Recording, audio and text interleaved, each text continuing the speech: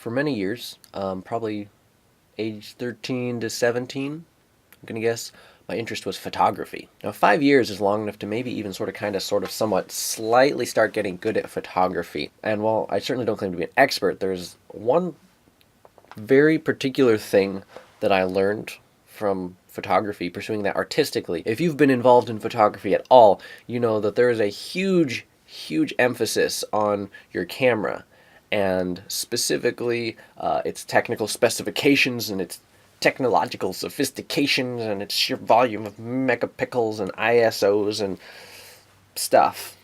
What I learned was, from an artistic perspective, that's all garbage. Now let me explain.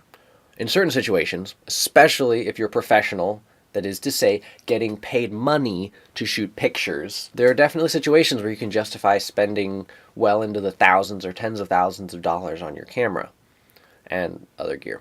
But I want to look at photography for a second, not from the perspective of making money, but from the perspective of art, of making something skillful and beautiful, something that connects with your audience, something that captures someone's imagination. A more expensive and sophisticated camera will let you take pictures in a wider variety of situations, but it will not make those pictures any higher quality than they would otherwise be.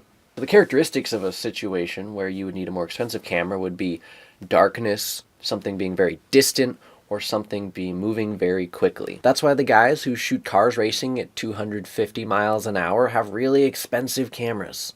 So you've got a lower quality camera, and you can't shoot in situations where things are moving quickly or are far away or are in the dark. That seems kind of limiting. What if I want to? Well, it really isn't that limiting. The fact of the matter is, a situation where you have plenty of light, nothing's too far away, and nothing's moving terribly quickly covers most of the photography that most people want to do. Portraits, still lifes, landscapes, a lot of street photography.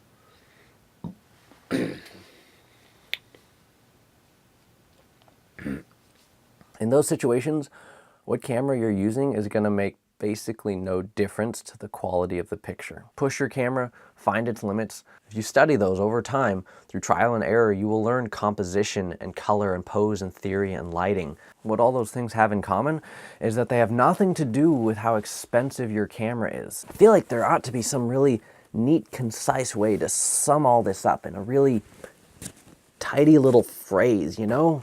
Just like, oh, it's like saying your camera